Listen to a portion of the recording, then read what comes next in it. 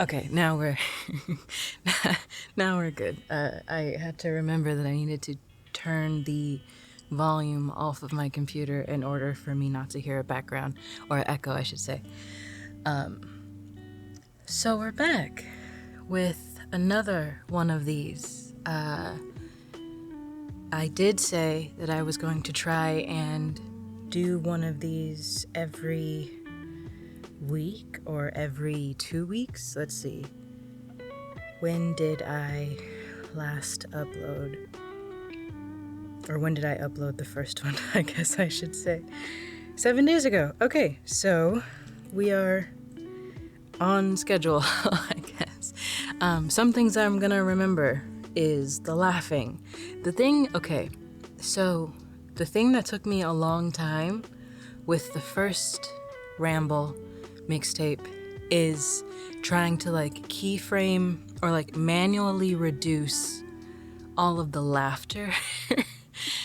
Jesus, dang it. Manually reduce all of the laughter. Because it was the laughter that was peaking really high. And that's what I had to manually reduce the volume of while listening through that entire 40-ish minute Ramble mixtape. So we're gonna see how this one is gonna go. Like always, this is mainly just for me as a means of quote unquote talk therapy. Yes, I will try and implement some audio engineering skills in some aspects of cleaning, but maybe not all aspects, because the goal for this isn't necessarily to be a perfect recording. It's more so just for me to verbalize a lot of the thoughts that I have in my head, and to immortalize some of those thoughts for my own sake, really. Because there's times where you think things and you say, okay, this is something I'm going to start instilling? Yes. Sure. Instilling in my life. This is a thought process that I want to start practicing. But then you don't always remember it, right? And so you need to be reminded. And sometimes, the best reminder is the reminder you make for yourself, whether that be writing it down or, saying it out loud. And for me, it's easier access to hear it back, to actually audibly hear it back. So, yeah, all in all, these are for me, mainly. But if they help other people, I'm happy to help other people. You will probably hear my dogs walking in the background again, because they're with me. You might hear other background noises.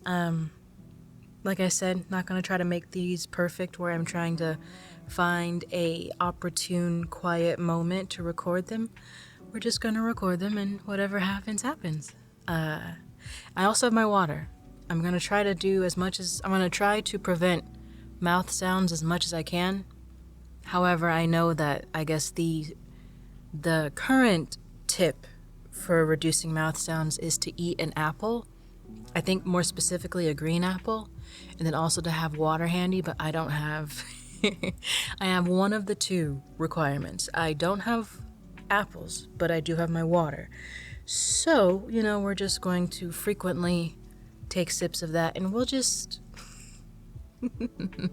we'll see what becomes of that in the end, whether or not we need additional editing assistance or whether or not it comes out clean. But I already feel like the additional editing assistance is gonna be needed. Oh god. Okay, 1 sec, let me take some water. I realized I said let me take some water. You know what I meant. Anyway. So with this Ramble mixtape, I know I said with the previous one that these were gonna be mainly for the purpose of me trying to verbalize the train of thoughts that goes on in my head so that I can slow down my thought process and set a calming precedent, set a calming precedent, not preface for the day, but this thought that I want to get down, I actually already had the complete thought process. Like, I already had the conversation with myself, but I wasn't in front of my mic. So after I finished the conversation, I was like, dang, it would have been very opportune had I had my mic in front of me to capture all of that. So I guess we'll make it a pre-planned thing to talk about this certain topic once I finally get in front of my mic. Will I remember everything that I said when I initially had this conversation with myself? I hope so. I hope so, because I thought it was really good, and I thought it was something that, you know, in its full capacity, I thought it was something that when and if, more likely when and less likely if, I should say, when I need to hear it again, I'll be able to hear the full thing and, you know, be able to understand all of the connections that I was trying to make when I originally had the conversation with myself.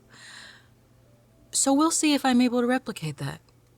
We'll see what happens whenever, we'll see what happens as I, you know, try to talk about this and connect different thoughts. And I'm sorry I'm rambling. You probably just want me to go in and start the conversation. But then again, I realized, like I said, this is for myself. If you listen, whoever is listening, fantastic.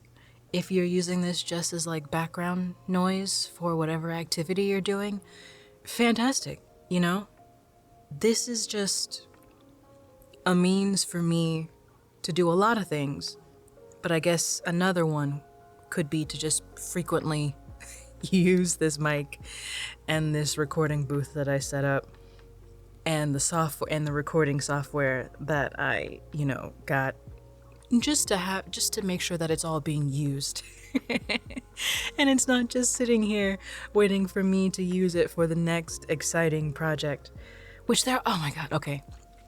Quick, ooh, ew, did you hear that? That was nasty. Let me drink more water, I guess. Okay, quick little, I guess, pre-tangent before we actually get into the conversation. There are a lot of, I say a lot of, there are 2, 3 very, very exciting and interesting projects that I am a part of that I'm not, they did not come from my mind, but I was graciously either invited or accepted to participate in them. And yeah, I mean, you already know. Okay, so we already know Eluden, right? And the peculiar case of the Eluden Manor, which is, oh my God. Oh my God, when I tell you I'm so excited,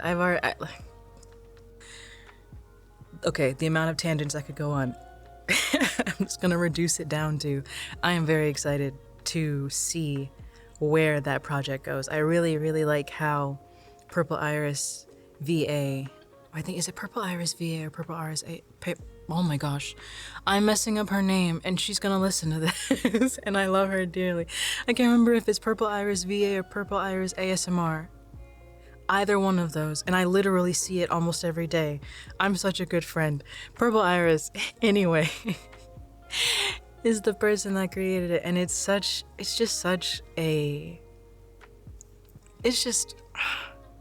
I'm so excited. I'm so freaking pumped and excited. And I love that they're implementing a sort of like no one but them knows what's going to happen next. So the cast is completely in the dark until we get the script and, you know, read our lines and hear it all put together. So it's almost like we're figuring things out at the same time as the audience, but we have like just a little bit of a leg up since, you know, we get to see the lines before the audience gets to hear the lines. But it's so great. It's so great. And I think the reason I love it I think the reason why I like it so much is what I was trying to say, is that is because I really, really, really like mystery games, mystery like movies, mystery shows. Like my favorite game is Clue. So anything that has to do with like solving mystery, solving puzzles, doing things like that, I really love it. So I'm really excited for that. And then also there is another project created by the beautifully talented and just beautiful all around Noir Cosmica. Noir Cosmica. Noir Cosmica. Noir. I'm just gonna say it like that. Noir. That's their name. That's their online presence name. Noir, who thought of the new interactive series called Cafe Mysterio and Cafe Mysterio. Why am I having such a hard time saying names? And this is all going to be recorded, and I don't think I'm going to delete any of it, because I'm going to just present my authentic self, and if it bothers anyone, I am so sorry. But Cafe Mysterio, there we go. Yeah.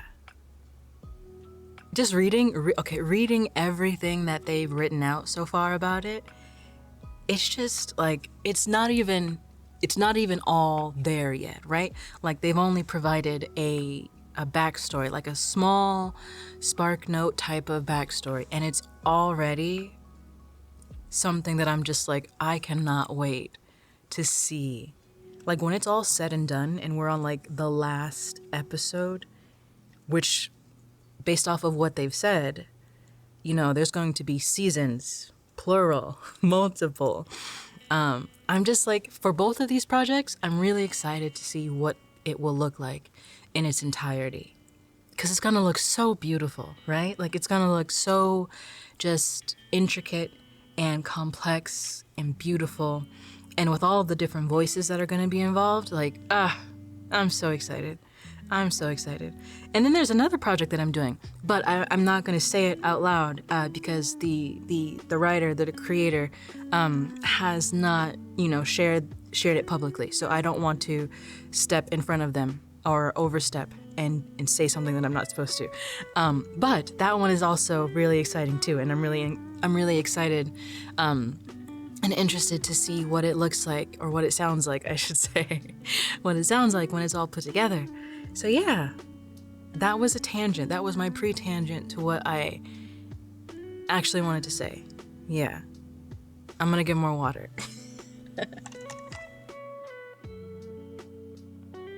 All right, if you've gotten this far, you realize I haven't really talked about anything that I said I was going to talk about.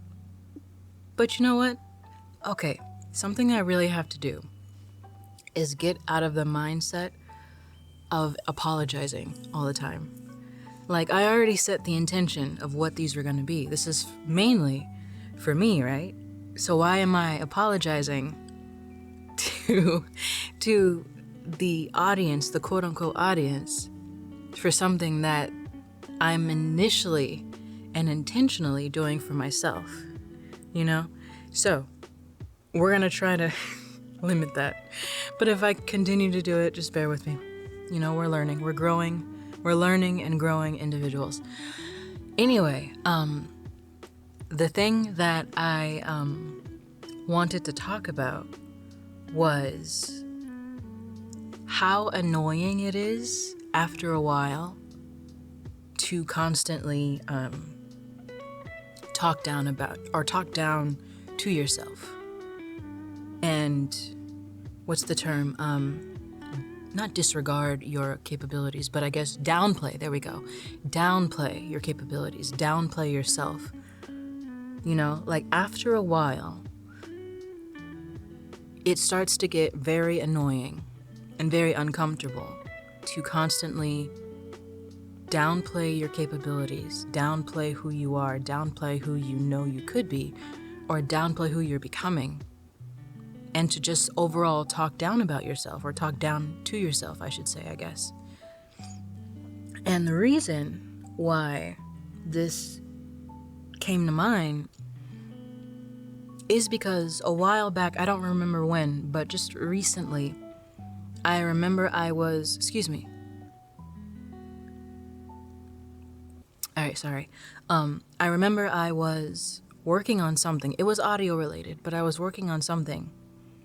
And by default, I said something in my head. I said something about my work, and it wasn't positive. I don't remember precisely what I said, but it wasn't positive, and it was definitely something that was hypercritical, or I was criticizing my own self in a negative way, you know. And I remember immediately after doing that, I was annoyed with myself. And I was annoyed with myself because I was being hypercritical, or I was being too critical of myself. And it was just interesting that a behavior that I've been so accustomed to doing, which is talking down and being critical of myself, immediately had an immediate negative reaction to where I was upset with the thought that I previously had. And it got to a point where I realized talking down to myself and downplaying who I am or who I'm trying to be is so uncomfortable for me to do now. And it's annoying. I feel annoyed with myself when I accidentally do it or when I default to doing it. And it's interesting because it's I can only really describe it as a comfortable discomfort or an uncomfortable comfort. Either one of those will probably make sense best. I'm not sure which one, but choose whichever one. But it's you become uncomfortable with a behavior that you were previously comfortable in. Or I guess more so the way that I want to use that term, uncomfortable discomfort. Or sorry, not uncomfortable discomfort, but uncomfortable comfort. Or God. I'm trying to find the pairing of the words and I've lost it.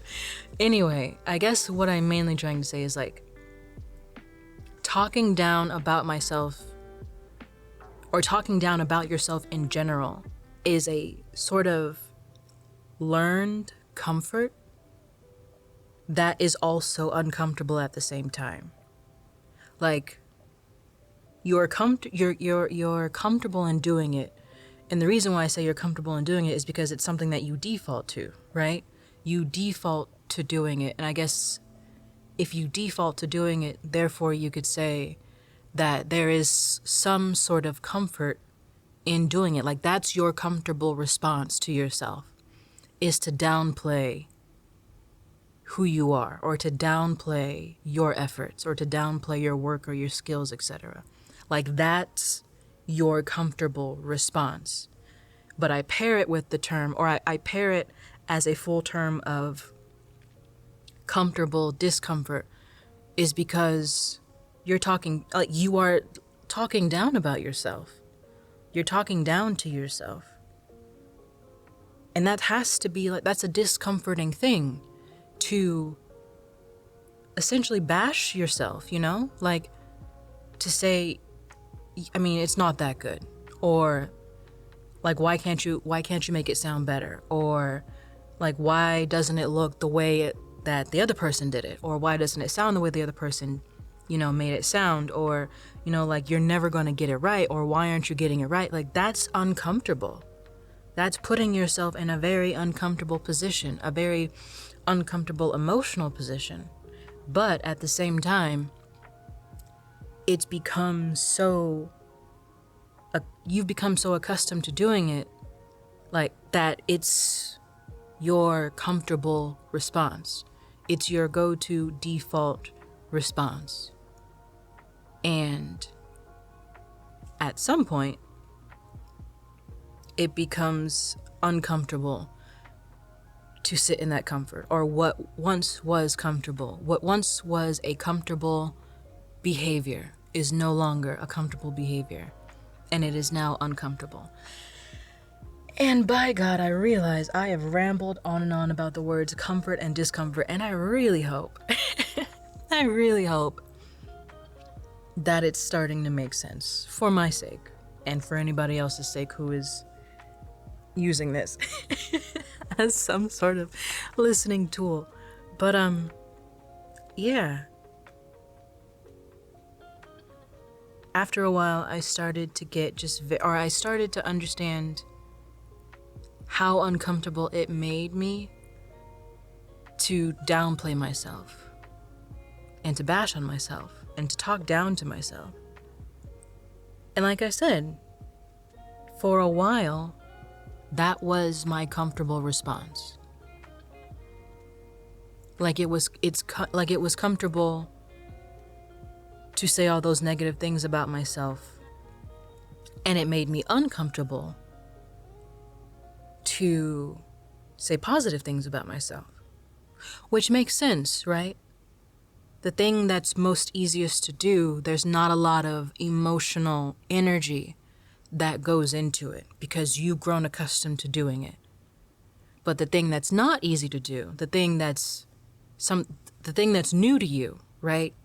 It requires more conscious emotional energy. And sometimes it can be uncomfortable to do because it's actually requiring conscious emotional energy, which can make it uncomfortable or make you feel uncomfortable because it's something that you're not used to, right?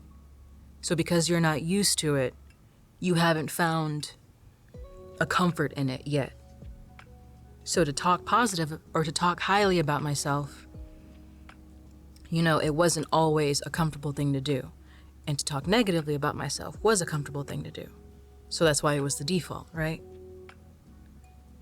And I realized that, it's not necessarily something that we are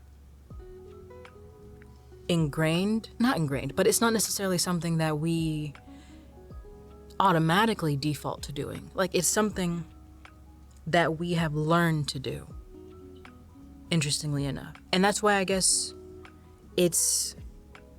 I'm careful to not criticize people when they do it, because I know, one, I do it or I did it and I'm trying to get out of the habit of doing it. And two, it's a product or it's a behavior that we've learned to do based off of the different ways we've received criticism throughout our lives, I think. Right? Like, whether it be criticism from ourselves or criticism from other people. The idea or the behavior of speaking down to yourself and that being the default thing that you do could be looked at as a product of the way in which you've received criticism throughout your life. And one perspective that I'll look at it from, I guess, is only receiving praise for doing things that are magnanimous from the perspective of other people. Maybe this will make sense, maybe it won't, but we'll just ride with it. But like, only receiving praise for doing things that other people perceive as something magnanimous or grand or something that, deserves verbal praise or whatever type of praise that you were given. And, in an effort for you to continue getting that praise, you try to put in that same amount of work or that same amount of energy in everything you do so that you can continue to get that praise, so that you can feel that self-worth from the things that you do. And so, as life goes on and you continue to do more things and you feel that you're not measuring up to the things that you previously done that garnered the praise that you got or the praise that you received, you start to be extremely critical of yourself. Or if you see someone else getting praise for something that you really want to do, and you try it out and it's not feeling or seeming like you're producing it to the level that they produced it at, you're being extremely critical of yourself now because you're not going to receive that same praise. And maybe it's not a means of praise. Maybe it's just another means of, maybe it's not a means of praise, but maybe it's a means of just self-worth. Or, yeah, maybe it's a means of self-worth. Maybe it's not the praise that you're trying to constantly chase, but it's the means of achievement and self-worth that you felt doing the thing, and you're trying to replicate it over and over in the new things that you do. And so, if you don't feel like you're replicating it, you start to be very critical of yourself. And there's nothing wrong with giving yourself constructive criticism, but it becomes a problem when you start to not be constructive with yourself. When there is no solution to the thing that you're pointing out that could be better. You're just pointing out something that you feel, quote unquote, sucks. Let's say that, like, oh, this sucks. But there's no, well, number one, there's probably a more constructive way to say that something doesn't look or sound good, right? But it should also be followed up with, a potential solution. And I think at sometimes, or we get to a point where the constructive criticism is no longer constructive. And it just becomes this session of, or this constant berating of, bashing ourselves, or berating ourselves, I guess I should say, and downplaying ourselves.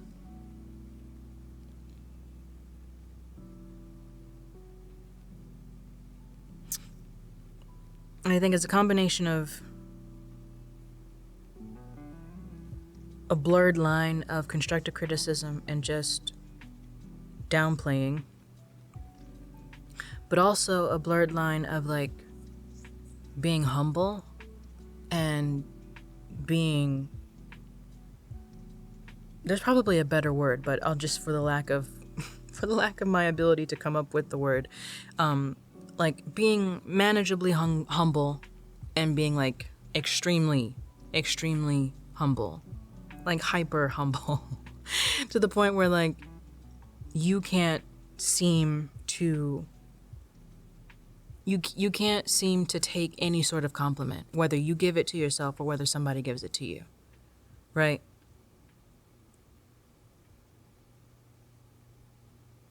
So here's what I think it is. I think depending on, oops, my phone is ringing, sorry.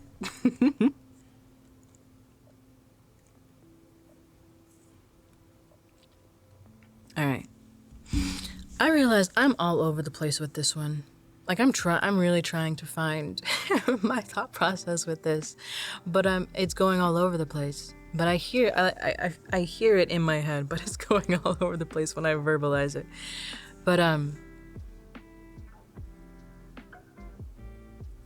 I think that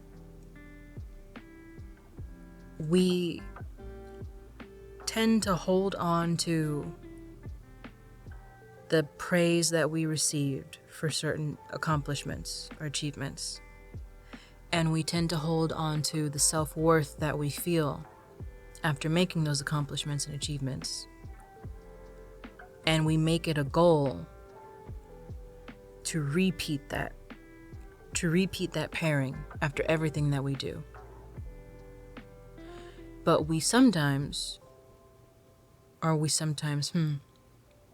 I think we make it a goal. Not that necessarily that we make it too much of a goal, but we assume that everything that we do, or we hope that everything that we do, is followed up by that praise and that self-worth. And I think we're scared sometimes that everything that we do won't be followed up with that, which rationally so, right? Not everything you do is going to be this big, magnanimous thing. But I think we sometimes feel that, we want everything to be perfect when we do it the first time. We want it to be worthy of at least our praise, right? And our self-worth. Not necessarily praise from someone else, but we want to feel good about it. And we tend to let the stumbles and the roadblocks that we experience while doing the thing scare us into the idea that the final product won't be, or the final conclusion won't be this thing that's worth self-praise and worth the idea of self-worth. Like, it's not worth the praise and self-worth that you were chasing after or that you were hoping for. Which is just weird that we think that. Okay, I saw a Twitter post and it was saying how we look at other people's success and we irrationally assume, because I think we know for a fact that success isn't linear. Like, we've heard it over and over and we've experienced for ourselves. And it's interesting that we tend to operate in a way where we think success is linear for everyone else, but it's bumpy for us. Even though we know the rationale that success is not linear for anybody, right? There will always be bumps in the road. It will always be an uphill and then downhill and then uphill and then downhill, and it's never ending, right? But we tend to think, and I don't know why, but we irrationally tend to think that people's success is linear. And so because we irrationally think that, we tend to put that sort of expectation on ourselves, that my success should be linear. And if it's not linear, and that non-linearness can come in the form of, making mistakes. It can come in the form of not meeting whatever type of personal deadline you set for yourself. It could come in the form of not being able to figure out something that you really want to figure out. And so that leads you to this mindset of downplaying who you are and what you can do and who you can be. Like, I can't figure it out. It's going to suck. It's not going to sound good. Nobody's going to listen to it. Nobody's going to, want to talk about it. Everybody's going to fake being nice, just for the sake of, showing some sort of support, even though really they think it's trash. Like, none of that is helping.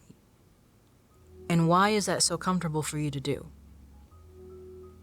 You've grown so comfortable in talking down about yourself because you've grown so comfortable in the irrational mindset or the irrational thought that your success should be linear and that you shouldn't run into any sort of roadblocks, which is all fake. It's all false. It's not true.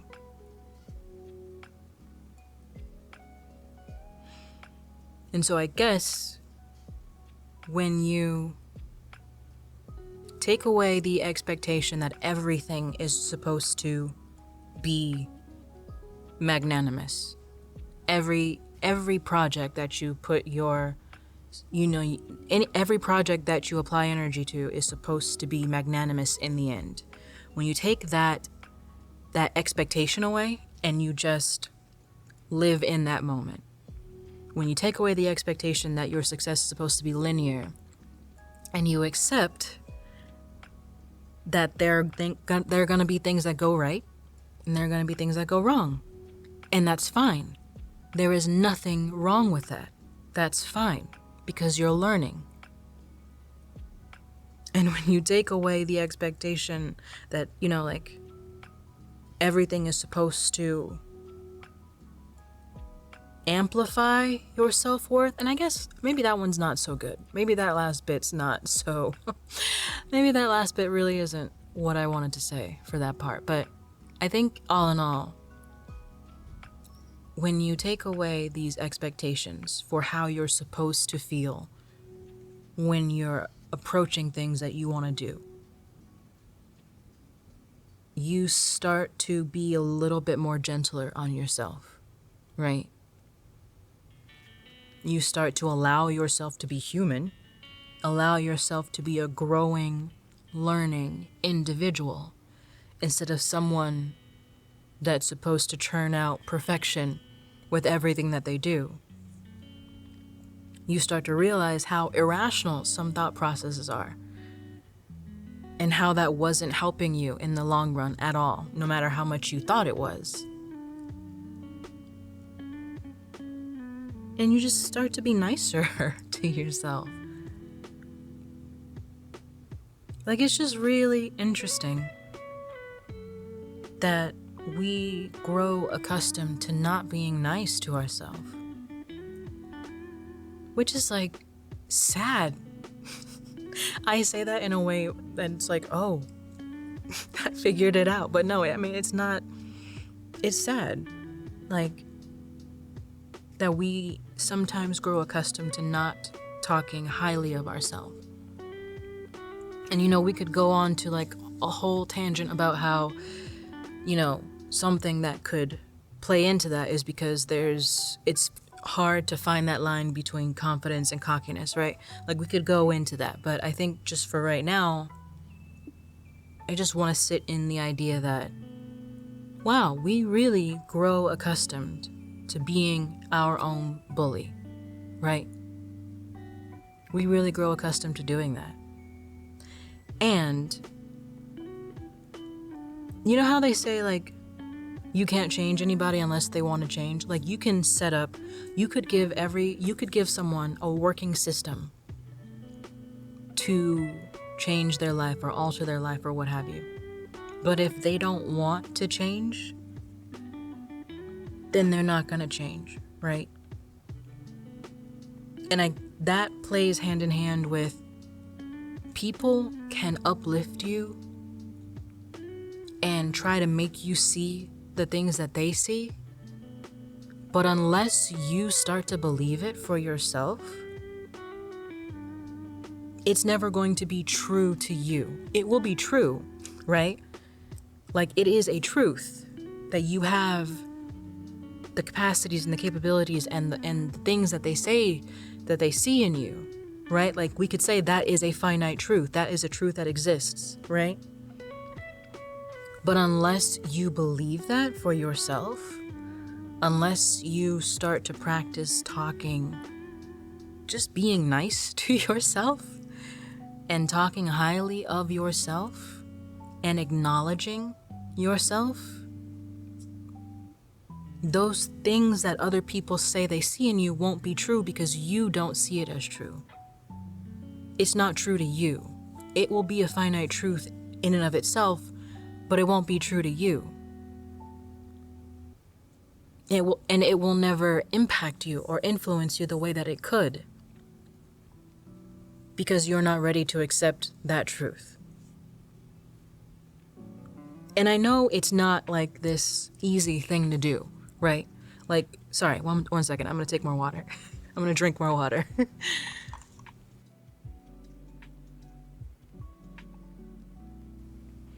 I know it's not this easy thing to do, right? Because we said before, like, things that are comfortable, you can put your mind on autopilot, and there's not a lot of emotional energy that you have to put into doing it, right? Things that are uncomfortable, your mind can't be on autopilot. You have to consciously apply emotional energy to do it. And consciously applying emotional energy to an area that you're not used to applying it in can get uncomfortable and can make you feel uncomfortable and can bring up some resistance to keep doing it. But after a while, you'll start to, at least for me, I'll speak on my behalf, right? After a while, you kind of have this like snap out of it kind of aha click where it's like, why are you saying that about yourself? Why are you lying to yourself? Why are you downplaying who you are? Why are you ignoring what you've done, the accomplishments that you've done? Why are you ignoring your potential? Why are you ignoring the people who are trying to genuinely tell you what they see in you? And it starts to make you feel like, wow, you really, you got so comfortable in making yourself small. You got so comfortable in making yourself small that you forgot who you are. You forgot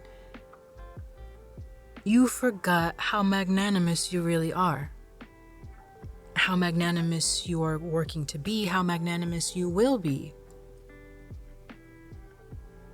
And it's just like after a while, you really sit and understand all of the, I guess, emotional freedom you've kept from yourself, right? Maybe. All of the emotional freedom and emotional expression you've kept from yourself. You've prevented yourself from seeing yourself as a growing, learning being. You're probably hearing my dog rumble around in their bed. Yeah. After a while,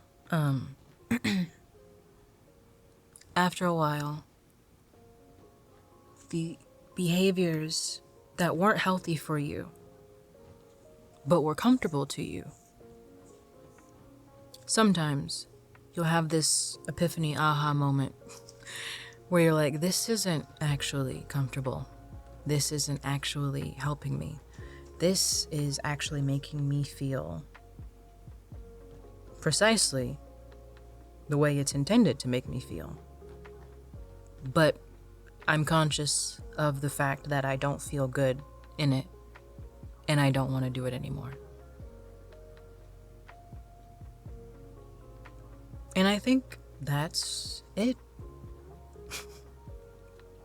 It took me a while to finally be able to coherently verbalize what I was trying to say. Oh gosh. But like I said, there is no where this isn't about trying to perfectly verbalize. This is about trying to verbalize. And in trying to verbalize my thoughts, it takes time to grasp onto what you're actually trying to say. And, allowing yourself to be human in that way. But yeah, it takes time to see your own potential. It takes time to stop being your own bully. It takes time to know how to accept the compliments and the beautiful things that people say about you. It takes time to acknowledge the good things about you, because there are a plethora of things that go into why we've grown so accustomed to downplaying ourselves and to playing small. And so it's going to take time and energy to grow out of that and to start speaking about ourselves and to start acknowledging ourselves and upholding ourselves to the level that we are actually at, and stop downplaying ourselves. So yeah. It was a sticky it was a sticky process of trying to verbalize my thoughts, but we got there. And I guess that's it for today. We're gonna try to get this out on time. And we'll try to do another one next week. And we'll see what we talk about. And we'll see how coherently we talk about it. All right. Bye, y'all.